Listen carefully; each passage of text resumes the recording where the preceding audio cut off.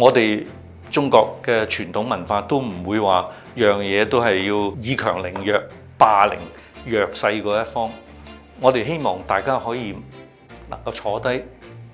用談判，用好理性嘅方法去達至一個共識。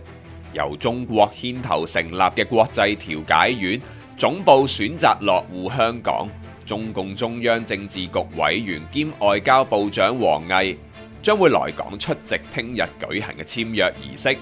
接近60個國家同大約20個國際組織亦都會派員，共同見證香港喺參與國際爭端解決事務邁出咗關鍵一步，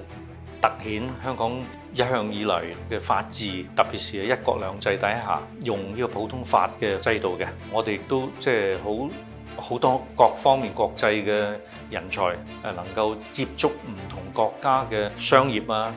文化啊、社會制度啊等等咧，比其他城市啊，我哋都係更加多機會嘅。國際調解院係全球首個專門以調解方式解決國際爭端嘅政府間國際法律組織。佢背後蘊含咗乜嘢中國智慧？呢種國際嘅調解呢，就並唔係限於即係民事，佢可能係牽涉到國家同國家之間嘅一啲爭端，亦都可能係國家同民間嘅爭端。以和為貴，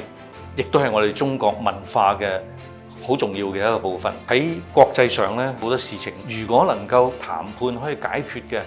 其實就唔需要打仗㗎啦，就唔需要用武力去解決，導致到有人命嘅傷亡啊。所以調解呢係應該要大力提倡。對於香港點樣借助國際調解院總部落戶之力，打造為全球調解之都，大家去想像啦。呢啲進行呢個國際調解嘅，都會係一啲團隊嚟嘅。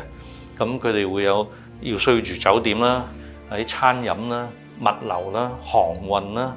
各方面咧都會使到香港會受惠嘅。咁另外，亦都因為要管理一個咁高水平嘅國際調解院，咁香港亦都需要好多人才啊，譬如話翻譯嘅人才啦，需要啲行政嘅人員啦，咁我哋都各方面嘅專家啦。不過將來我相信就要加強更多識得國際法嘅專家。咁我希望3所有法律學院嘅大學亦都即係加強呢方面嘅課程啦，培養多啲人才，將來可以參與呢啲涉及國際法爭端而需要做調解嘅呢啲咁嘅專家。